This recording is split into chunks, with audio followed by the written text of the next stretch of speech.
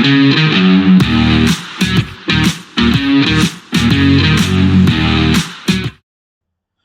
welcome back to the Supercoach Enough channel. In this video, we're going to review week 2 of the 2025-26 NBL season, as well as another bit of NBA chat.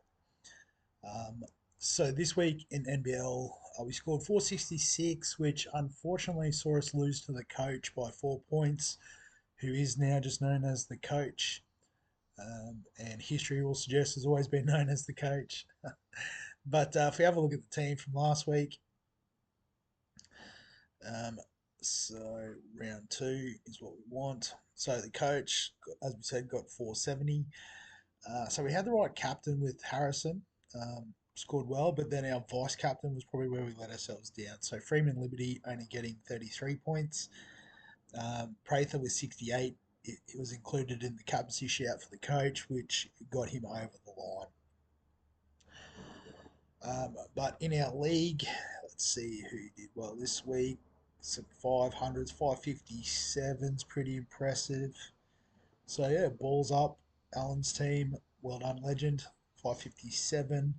So he also captained Harrison, but was smart enough to VC Prather. Had Jack McVeigh with an 80-point return for Cairns as well. What was he priced at? So he was at about 230k. So that was great value there. Well done on that pick.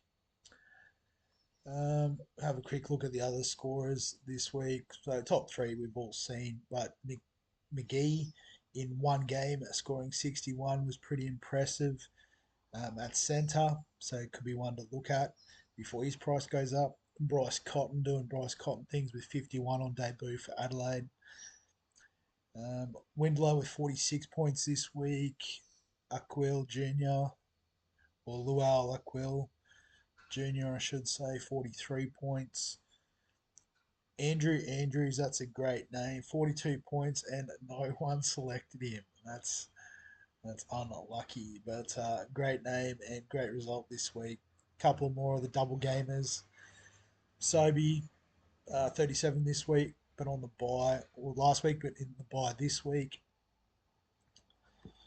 Hamilton went alright again, 35, is moving up in price. So that's going to be an issue as we move through the season, is trying to find those cheaper values. So, team this week, again, can't see the fixture until we lock it in. So I'll just quickly flick to round 3. So only 4 games this week. So no doubles, and looks like Southeast Melbourne and Melbourne on the bye. Looks about right. So I guess we're just trying to pick the best team that we can. If I go back there. So yeah, so probably looking to target these sort of 277k guys seem to be a great option. But we've still got Jack McVeigh at that price, so we might look at getting him in. Go to centre. So Harrison's been carving up. Do we just go back to the well there? McGee had a good one as well. Maybe we back him in to go again. You know, Harrison could be in the 6-man conversation. In terms of guards, I guess, you know, what price we got for Bryce Cotton, 450k. That's half of our remaining budget. I don't know if that's possible this week. So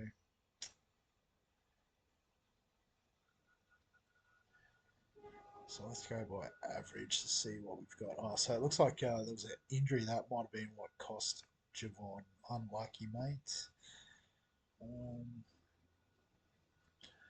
Blanchford's a cheap option that we could potentially use. We want to use him in our forward spot, though.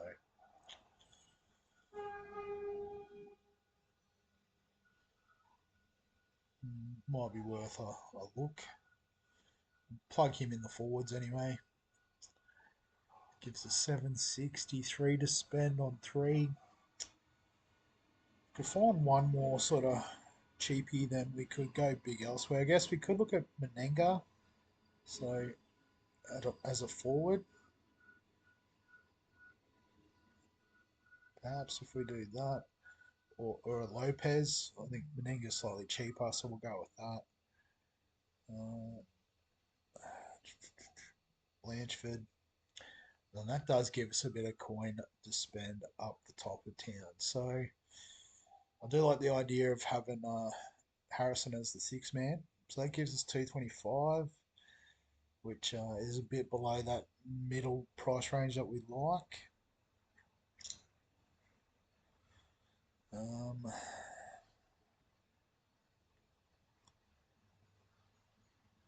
Bawali Bales 25 in the first one, pretty highly owned apparently. So maybe if we look at that, does that really frees up some budget?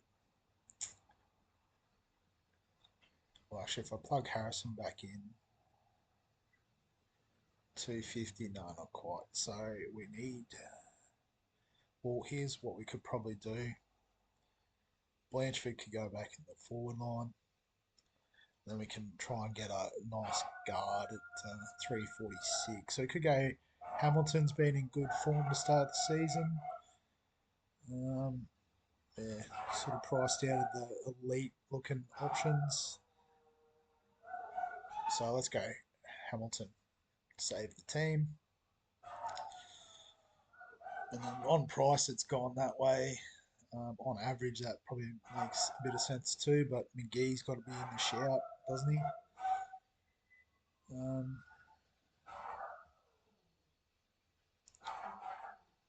all right, let's go McGee captain, and we'll go Hamilton vice captain. Might be a bit of a fail to fade Harrison. Let's go the VC on Harrison. There we go.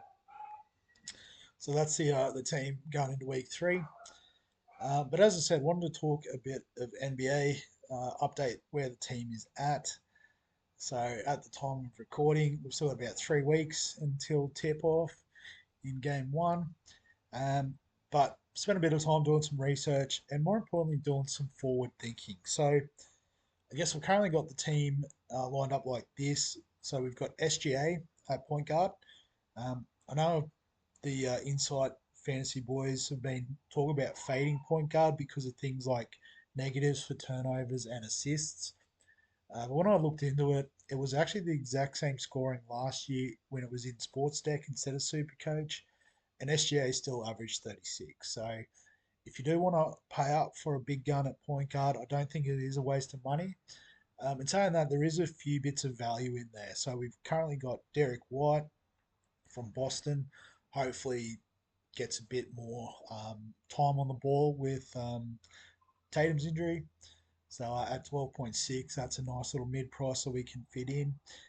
Yemen on the bench. It's not Demon apparently. I think the cheapies are going to pretty much stay the same. We're not too worried about schedules and stuff like that. Lonzo Ball with the injury to Garland there at Cleveland. We're hoping gets a nice little run to start the season, but he is just a short-term cash cow move. Nipple and Shepard again cheapies. Not too worried about them.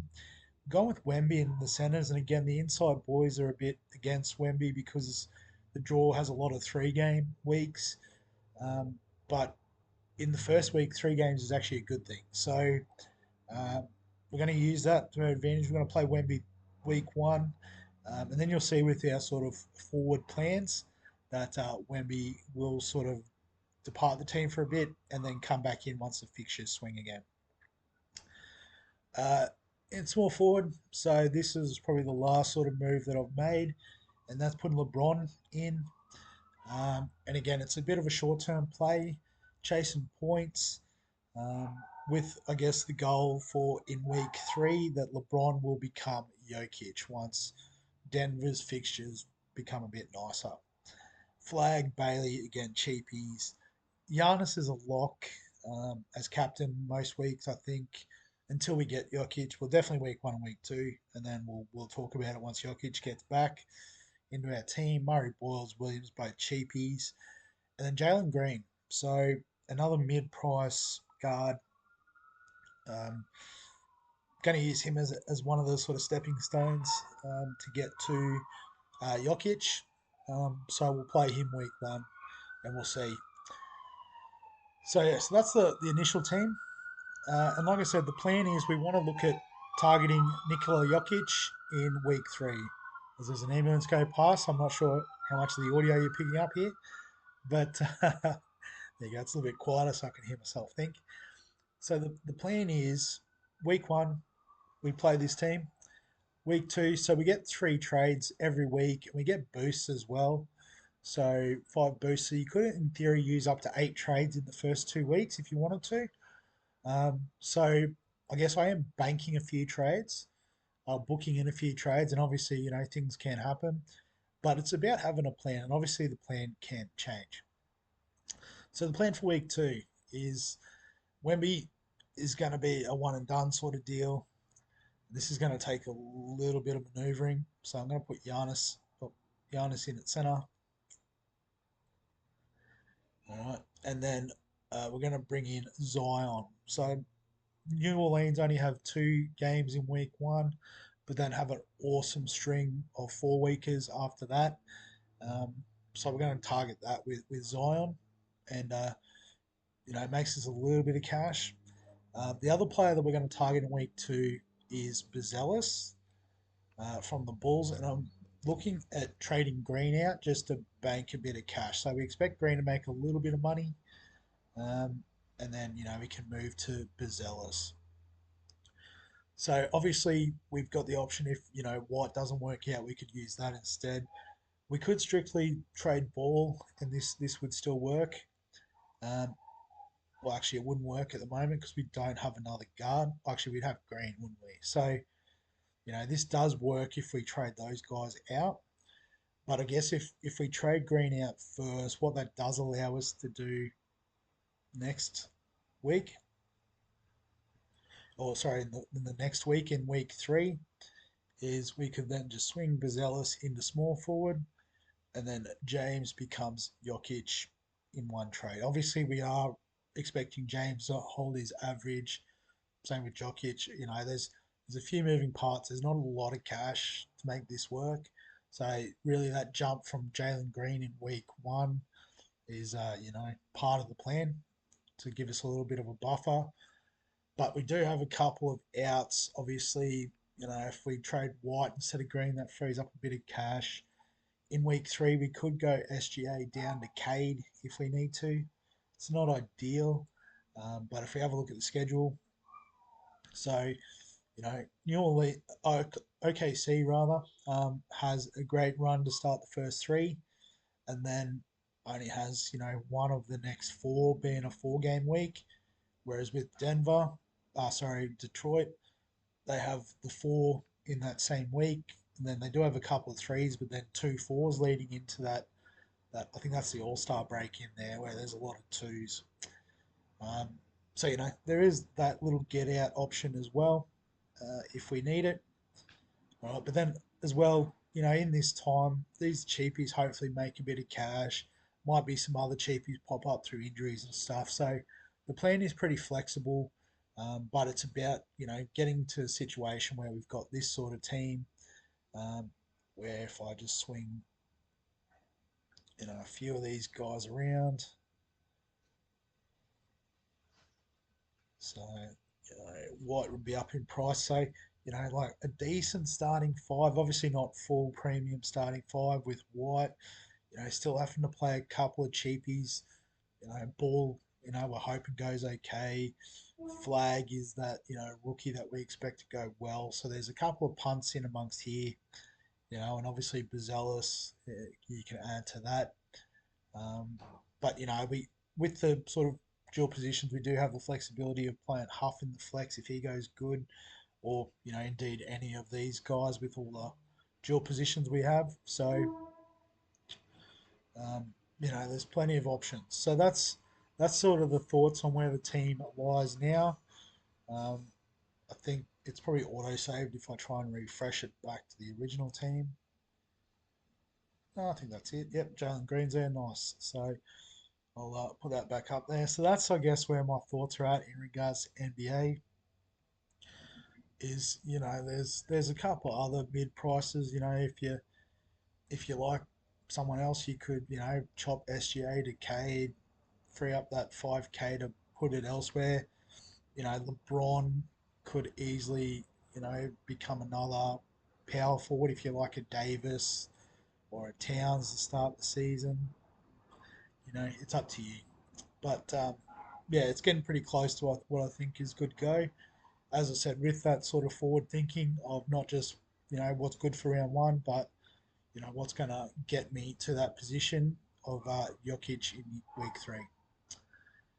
But we'll wrap the video up there. So as always, if you've got any questions, comments, thoughts, feel free to add them below this video.